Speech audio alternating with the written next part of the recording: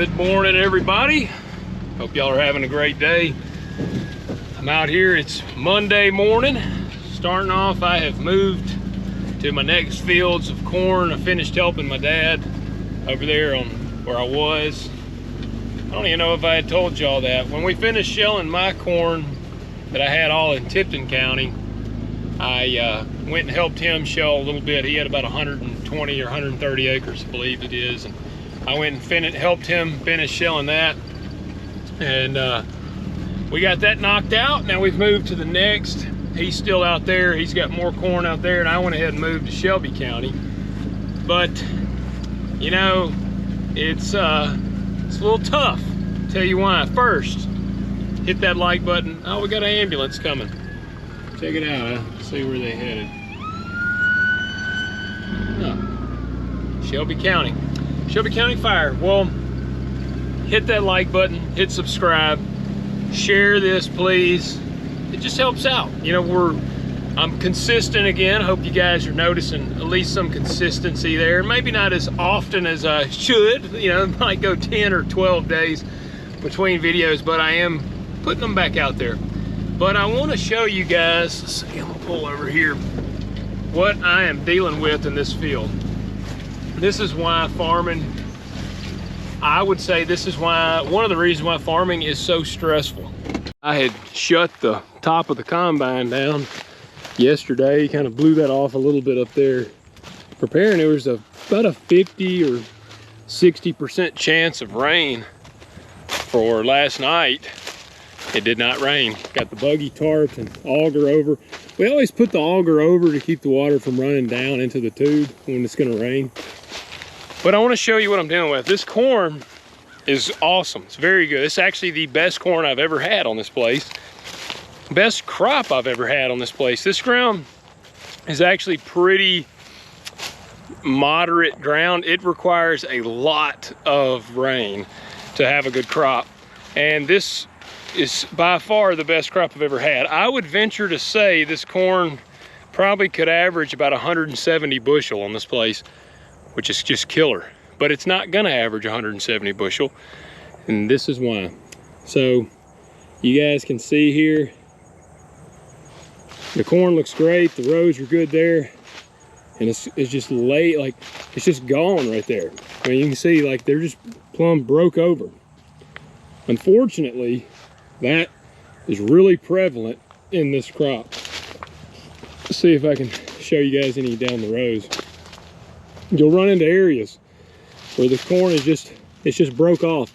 Typically we call this green snap, and it's when the plant is still growing that it'll break off and you just don't get any production out of that one. See, there's more right here. I just walked through, you can see it. It's really bad out in here. There's more down right there. And what's such a bummer is, I mean, I guess it's good at the same time, but like if I can do this one-handed, hold on. I mean, that is a really nice ear of corn. That's how all the ears are that are up there. It's really, really good ears of corn. It'll be shelling 200 bushel and 180 to 200 bushel pretty consistently. And then when I run into the green snap areas, it'll drop all the way down to, I mean, honestly, I've run through quite a bit of areas where it'll be showing 50 bushel to the acre. It's a bummer. It's a huge bummer. I'm glad the corn is really good because maybe it'll still average 120 bushel or something just because it's so good otherwise. But at the same time, it sucks that the corn is so good and doing that, because you're just like, man, this place would have shelled incredible had it not been for this green snap. So that makes it really kind of painful. But what it is, we had a storm come through. I can't fault this variety. I've grown this variety a couple years, and I don't even want to mention the variety because it's not a problem on the variety. We had a storm come through here and the winds blew 85 miles an hour. And it was during a pretty early stage of the corn. I mean, a lot of corn ain't gonna survive 85-mile-an-hour winds. So I don't fault the corn for having the snap issues here. You know, corn has a tolerance to green snap, and some have better tolerances, some have worse tolerances. But I don't know that even the best of tolerance green snap corn would have held up to 85-mile-an-hour winds. And I've talked to a couple other guys that are in this area. They have a different variety corn than this. They also said they probably lost about 60 bushel to the average per acre. So meaning, you know, if it was 170 bushel corn, they ended up averaging 110 bushel. So made me feel better. I know I'm not the only guy dealing with this, but it really sucks. I'm about to clean my windows on the combine because they are freaking filthy. And just kind of killing some time till we get started. The dew is still pretty heavy. And so I figure probably around 11 o'clock, I can probably start shelling. It's about 9:30 right now. So that's the worst part about harvest. You gotta wait for that dew to get off.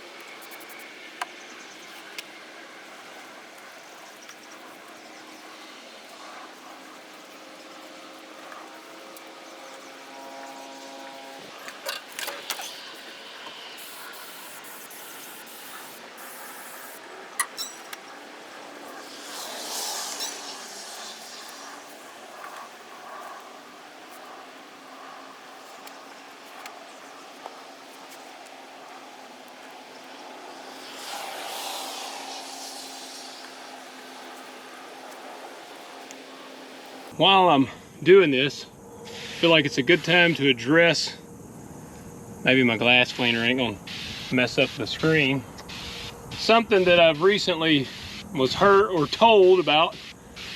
And there's a UFC fighter that some of you may be familiar with if you watch it. His name is Bryce Mitchell. And I feel this is really appropriate being that I'm a corn farmer in my cornfield right now.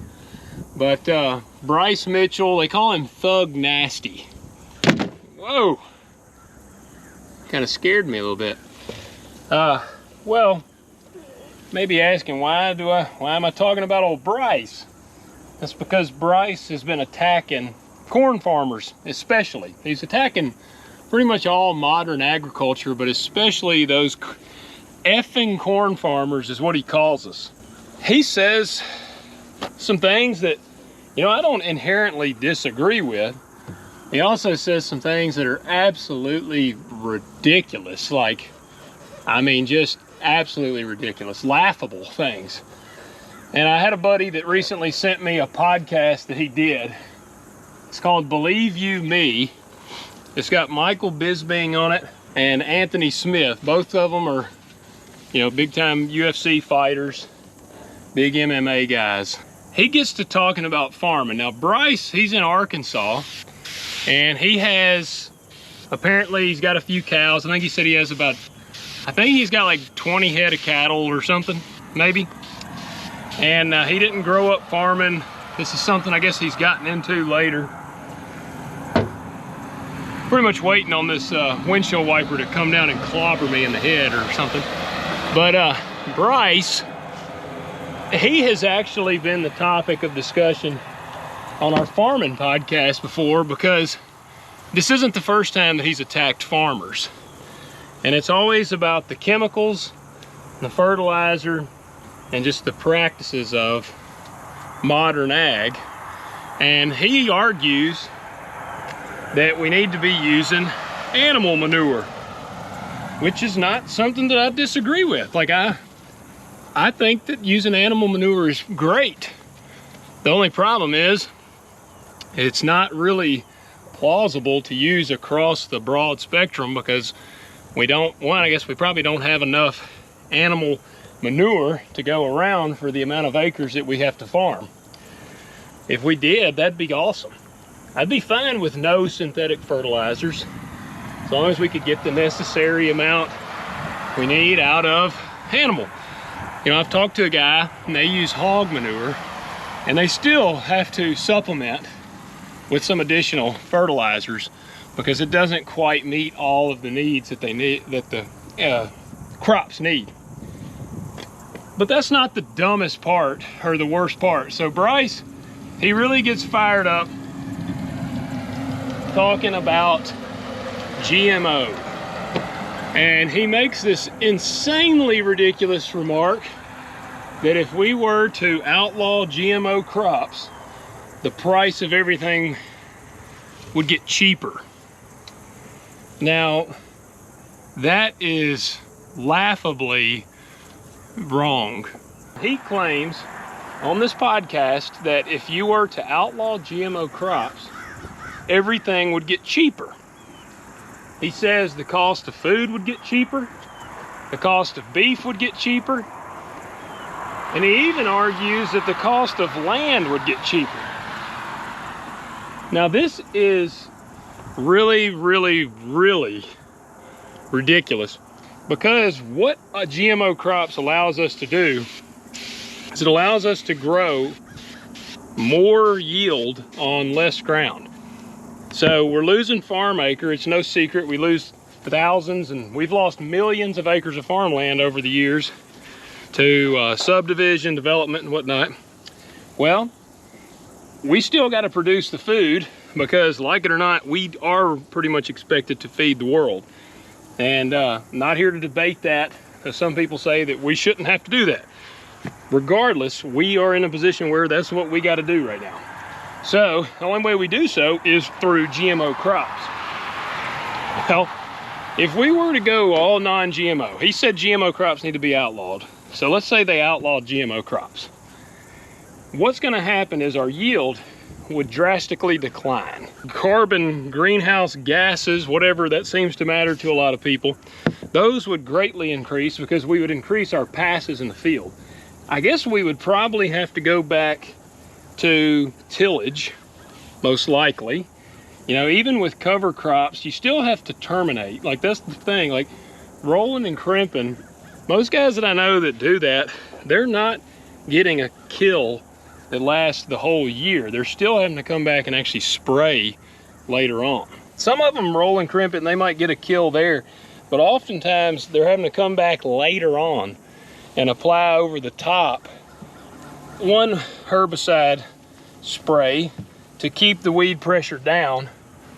So it's not going to completely eradicate chemicals. I mean, if we somehow went to tillage, I guess we could do tillage between the rows, try to manage it that way. I'm not real sure their plan of attack if we outlawed all GMO crops, but basically what I am saying there is it would increase the amount of passes that we make on the land. Our yields would be less because GMO crops they're engineered to be high yielding, as high yielding as possible. I'm very thankful for the high yields of them. This corn out here is a prime example. I was talking about the green snap. Now there's some varieties that have been GMO, they've been genetically modified to have a very good tolerance to green snap. Would they have held up to 85-mile-an-hour winds? I don't know, but they are built for something kind of like that. If I can get up. I'm a fan of GMO. I don't think that it's this evil thing that some people portray it to be. It doesn't bother me because, I mean, I've always said corn is actually the original GMO crop. The Indians were genetically modifying through different methods of crossbreeding, things like that, to make corn what it is today. So that is the original GMO crop, in my opinion. If you outlaw GMO crops, here's what's going to happen. The yields would decline. Land would get higher and higher because you would have to have more land to make your money because you wouldn't be producing as much yield. So you would need more land. So land would get more expensive. Products in the grocery store would absolutely skyrocket because there's less yield. So the supply would drastically reduce. The demand would still be there. So when the supply comes down but the demand stays strong, you have a large gap in the price. That price is gonna go high. So Bryce argues the opposite, and he is completely wrong. So that's the thing that stands out to me. It's like, man, this is dangerous what he's saying, trying to turn people, and it's easy to say. Bryce is taking the easy road saying what he says, because it's very easy to say chemicals are bad, GMO is bad, when you don't have a realistic solution to offer, which is always what frustrates me. People never have a realistic solution that's plausible across the millions of acres of farmland that are in the US. We gotta have this farm ground being productive. And all these guys want to talk about how we shouldn't be using this, shouldn't be using that, fertilizers, this and that. It's like, okay, what is your actual real solution? Because if you say, well, they need to be just spreading cattle manure on it, all right, bro, you provide the necessary amount of cattle manure for millions of acres of farmland, and we'll make it happen. And it's frustrating because Bryce has a large platform because he's a UFC fighter. So when he says something, people hear him. And it's very annoying because he is not a farmer. He doesn't know what he's talking about, but he has a platform, and because of that, people listen. If you would like to hear like a really in-depth breakdown of basically everything that he says, my cousin and I are actually gonna cover it in this week's episode of Talk Dirt to Me, which, depending upon when I drop this video, the episode will drop this week, Thursday morning. Yeah, no, Friday morning. Sorry, this Friday morning, the episode will drop. And we're gonna literally break down everything that Bryce says. So I would encourage you to check it out. I'm not trying to fight Bryce. He's a professional fighter. I have no doubt about it. He'd beat me in a fight. I weigh about 100 pounds more than him, but I still think he'd probably take me in a fight. But I do know more about farming than Bryce does, and he knows way more about fighting than me. I just want the guy to stay in his lane. If you also need a little more perspective about Bryce, he's a flat earther. Now, that really tells me about all I needed to know about this guy. When I tuned into the podcast and he started talking about the earth being flat, I probably would have normally said, okay, this guy's really not worth the time. But again, it only is because he's got a large platform, and I think that it's pretty dangerous what he's saying. But I felt like we just really had no other option but to respond. All right, windows are clean. Didn't clean the inside of them. They're a little dusty inside, but that's a whole lot better on the outside. Cleaned off my lights. Got them shined up good.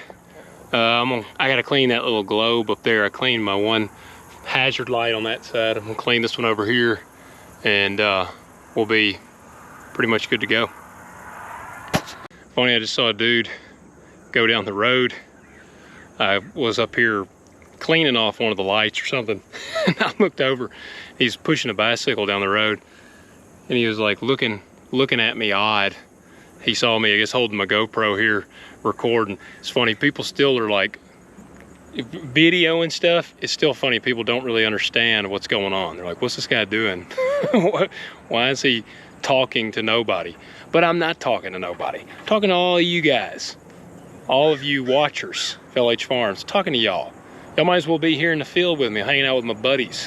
One of the things that I forgot early on was to clean my lights. That's what I just got done. Just wiped down all my lights, cleaned them off, even cleaned them here on the header. I think it was when I had my 9760, the first combine that I had. I was running at night with my dad. Man, I couldn't see hardly anything. I had the lights on, and I was like, golly, these lights, I said, they suck, they're terrible in this combine. And my dad was like, well, you have been cleaning them off, haven't you? Because we always carry a towel. This is another tip. We keep a soft towel in the combines, and at the end of the day, we wipe our windows down. And he was like, well, you've been wiping your lights off, haven't you? And I said, well, no, I hadn't really been thinking about that. And he was like, yeah, you gotta wipe your lights off. I got out there and wiped them down. It was like night and day difference how much brighter they were, because they get a very thick tint. I should have shown y'all, I guess, before I wiped them all down. The one in the back I had not been wiping down, and It was like blackout. Dun, dun, dun, dun, dun, dun. Dun, dun, dun, dun, dun, dun, dun, dun. Dun, dun, dun, dun, dun, dun, dun. I can't put the music in there. It'd be a copyright strike. Might even get one for humming the thing. I don't know.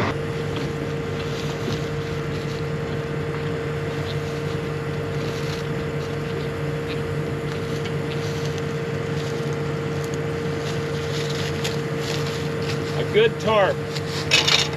You gotta have it. I don't care how old your buggy is. I don't care how raggedy that joker is. You need a good tarp. Show you guys something kind of funny that we did. So this drive shaft used to come all the way back to about right here.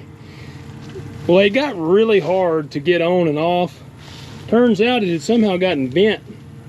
So I've got a new shaft. I ordered a new one that goes on this part. Got it in. That darn thing was bent. So I just cut it off. And we put that end up here. Now this is farming ingenuity, jerry rigging, whatever you want to call it. I couldn't get it to go up on there really great, so I may have tack welded a few spots on there to hold it on. Don't judge me, you know, I'm doing what I gotta do to make things work.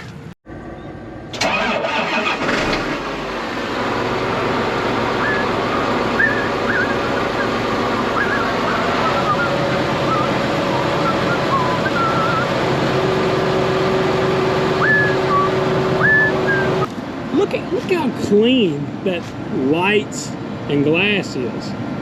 I mean, man, looks like a brand new combine.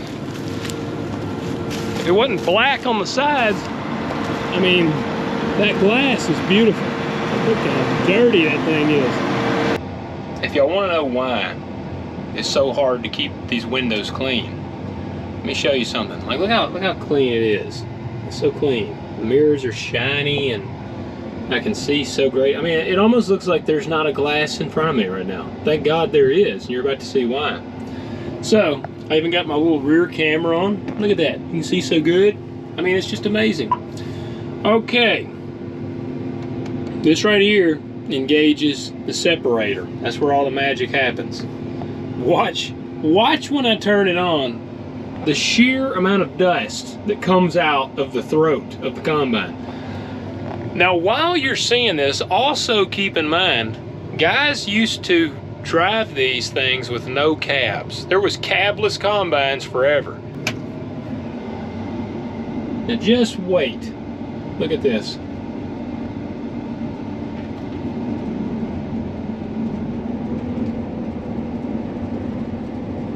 And look at that. Now, the wind, luckily, is kind of blowing it that way. And that wasn't near as bad as it has been. This turns on the header. Woo, look at that. So, there's been plenty of times where I've turned it on and it blows straight up to the cab.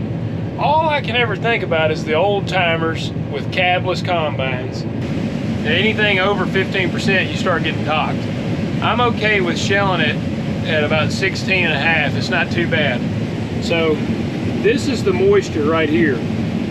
The yield will be all over the place, but right there, 15.6, 15.7, as long as it don't get over about 16.5, I'm happy. So we're gonna keep on rolling. But you see that? See, it's down to 90, 77 bushels. But you can see the yield will be absolutely all over the place, because you'll run through good spots and then you run through the spots where it's just broke off. I mean, like right here, there's a bunch there, it's broke. Bunch here, broke. Another patch there, all broke over. Absolutely sickening. It just makes me sick to my stomach. You can tell, look at that. I mean, awful green. Golly, look at that. That just makes me freaking sick. She's already pretty full.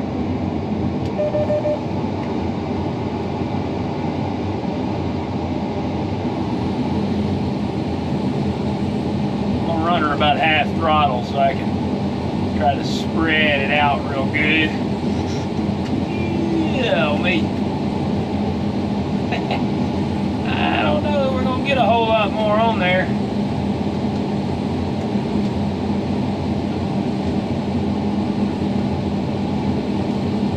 Yeah, dang it. I mean, that's good. That's good.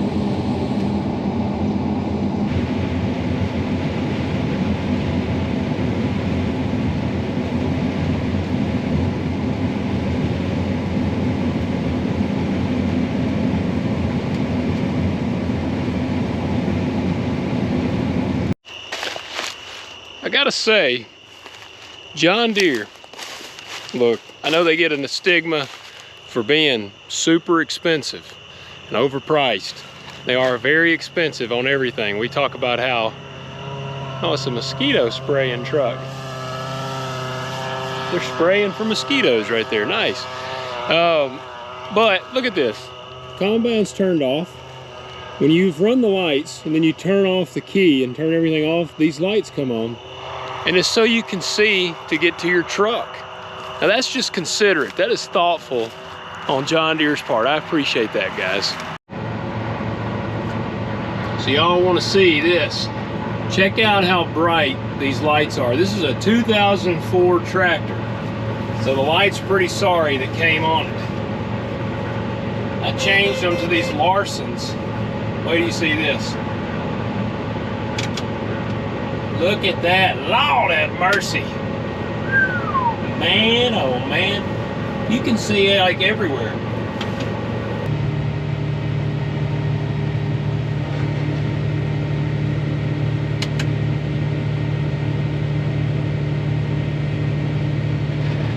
And anybody wondering, y'all can't see it, I'd show you, but it's so dark. The combine and the grain buggy are both parked facing east. And we always do that. I don't know if anybody's ever noticed that, if I even show that in other videos, but we always park the equipment facing east because the sun rises in the east and sets in the west. And we do that so that when you have a big dew or something, a lot of times if somebody parks the tractor facing the opposite direction, it takes a while for the condensation stuff to get off of the windshields. If you park it facing the direction that the sun rises in, the sun hits the windshield early and gets that stuff gone. So there's you another little friendly tip. I've just been full of tips today.